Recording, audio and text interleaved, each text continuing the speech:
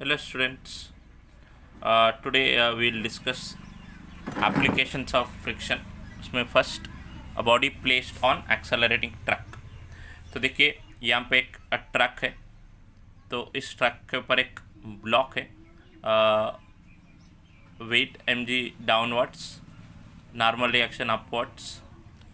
तो देखिए जब ये ट्रक एक्सेलरेट होता है फॉरवर्ड डायरेक्शन में तो शूडो फोर्स एक्ट होता है बैकवर्ड डायरेक्शन में. तो जनरली कितना शूडो फोर्स एक्ट होता है? It will be equal to mass into acceleration of the truck. देखिए फोर्स कितना होता है? Mass into acceleration. तो यहाँ पे देखिए generally we can assume two conditions. The first condition is the pseudo force is less than or equal to limiting friction.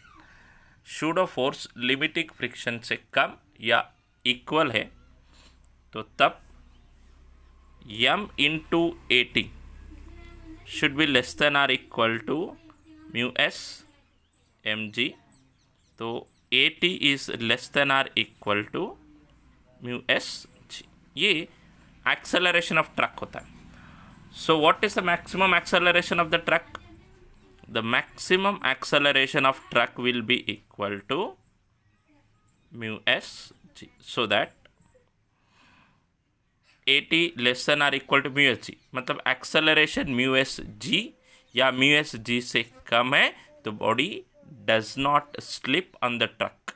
So both will move the same acceleration mu S G. यहाँ पे body क्या होता है? Body will be at rest. अगर F is equal F P F is equal to F L हुआ तो again यहाँ पे सेम होता है, but frictional force is now equal to M A T होता है. So now condition is if F P F is greater than limiting friction. So when FPF is greater than limiting friction, now the body slides on the truck. Yeah, block is sliding in the opposite direction of truck. मतलब body will accelerate it. So that now we'll get kinetic friction. So that acceleration of the block. Acceleration of the block मतलब resultant force acting on the block by mass of block. Resultant force mean here we have two forces. One is pseudo force, another one is frictional force. So FPF minus FK by M. So generally FPF is MAT. This is mu K mg by M. M gets cancelled, so that we will get AT minus mu Kg. This is the acceleration of the block. Acceleration of the block with respect to truck. Acceleration of the block with respect to truck. In this condition, if x is the distance of the block from the rear end and the time after which it leaves the truck, मतलब a body is placed at a distance x from the rear end, so that the time taken to leave the block from the truck is, here t is equal to, we have under root of 2x by acceleration at minus mu kg, relative acceleration of the block. And same, the velocity of the block at instant it leaves the truck. जब ये block truck को leave करता है उस time पे उसका velocity 2 into under root of A T minus mu K G into X होता है. So again this equations will solve using kinematic equations. So that देखिए जब ब्लॉक यहाँ से when the block is moving, ये distance x है, यहाँ से जब ब्लॉक यहाँ तक जाता है तो ट्रक फॉरवर्ड डायरेक्शन में होता है.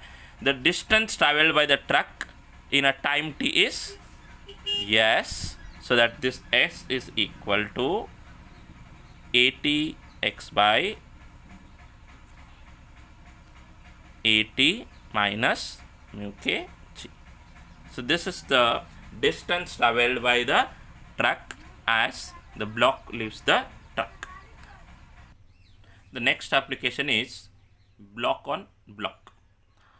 So here we have taken two blocks. This is a lower block and this is upper block, so that this lower block is placed on the smooth, or we can say frictionless surface, so that there is a friction between the two blocks. We can say coefficient of static friction is mu s and coefficient of kinetic friction is mu k.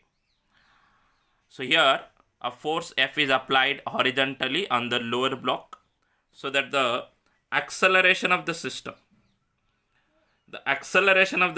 will become A is equal to F by ml plus mu. This is the acceleration of the system. So that when the system is accelerating, the upper body gets pseudo force. The pseudo force act on the upper block. Pseudo force on the upper block. Pseudo force on upper block. The pseudo force on upper block is, generally we say it is mass of upper block into acceleration.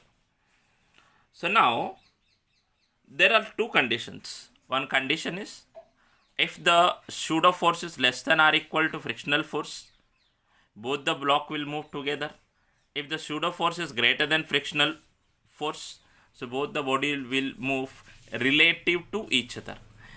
अगर frictional force pseudo force से ज़्यादा है तो दो blocks एक साथ move होंगे.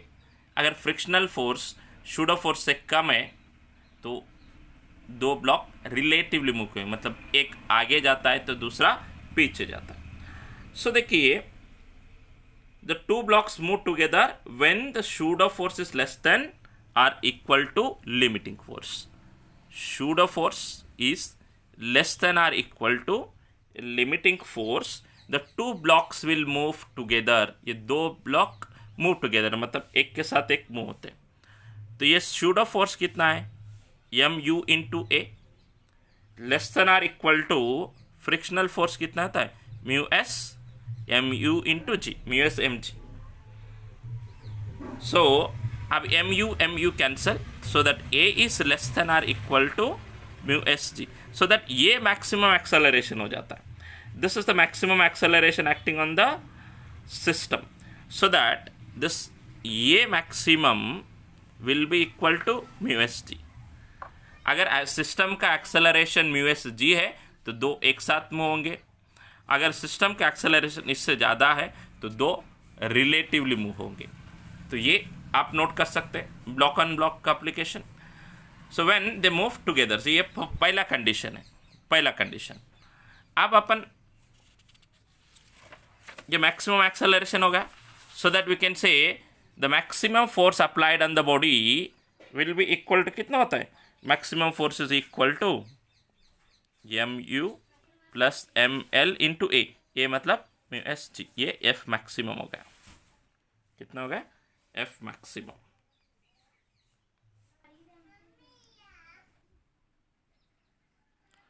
सो अगर ये जो अप्लाइड फोर्स है, you can say pseudo force, अगर लिमिटिंग फ्रिक्शन ज़्यादा हो गया तो ऐसा लिखते जनरल अपन, ये जो है अब अप्लाइड फोर्स अगर F मैक्सिमम से ज़्यादा हो गया, मतलब लिमिटिंग फ्रिक्शन से ज़्यादा हो गया, so that the both will move with different accelerations. तब acceleration of the lower block ये कितना होता है? Resultant force by mass. Resultant force by mass मतलब ये अप्लाइड फोर्स F है, बैकवर्ड फोर्स कितना होता है? अब म्यू के mu into G, applied force minus frictional force by acceleration of lower track block है तो ml. सो ये एक्सेलरेशन ऑफ लोअर ब्लॉक. तो acceleration of the upper block relative to ground कितना होता है? म्यू के जी. Simply यहाँ पे mu के लिखे क्योंकि अब ब्लॉक्स मूव हो रहे तो काइनेटिक फ्रिक्शन होता है. So that the acceleration of upper block relative to lower block ये होता है AL minus mu K G relative to lower block.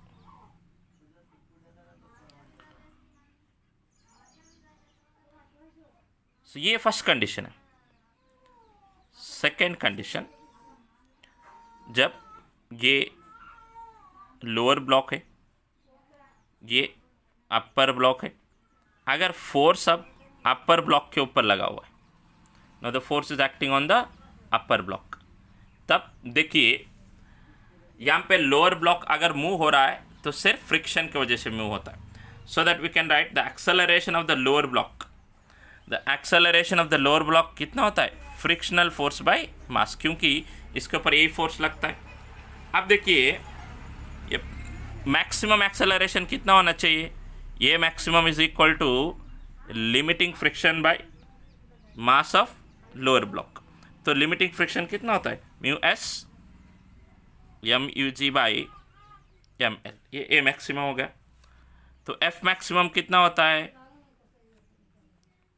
M U plus M L into ये ए मैक्सिमम, मतलब अब होगा ये M U plus M L into mu S M U G by M L. ये maximum force applied on the body so that both the blocks will move together. अगर आप applied force is less than F maximum, if F is less than F maximum, the two blocks will move together. देखिए अब F is less than क्या होगा? F maximum, मतलब ये maximum force से या लिमिटिंग फ्रिक्शन से कम होगा तो तब both the bodies will move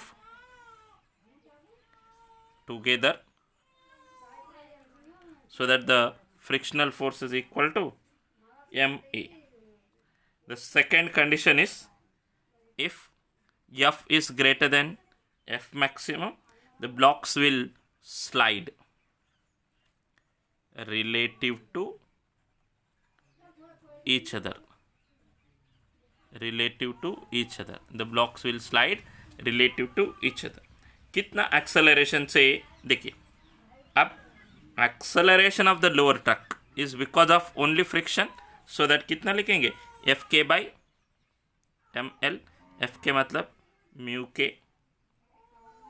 M U G by M L. And अभी देखिए ये आप नोट कर सकते हैं, सेकेंड कंडीशन का जो है ये आप नोट कर सकते हैं. अभी देखिए एक्सेलरेशन ऑफ अपर ब्लॉक मतलब resultant force by M. Resultant force मतलब applied force minus frictional force by M. So that the friction between the blocks is absent.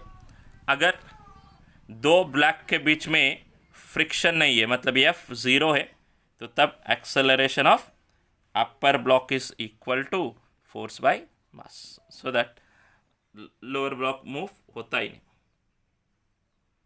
So that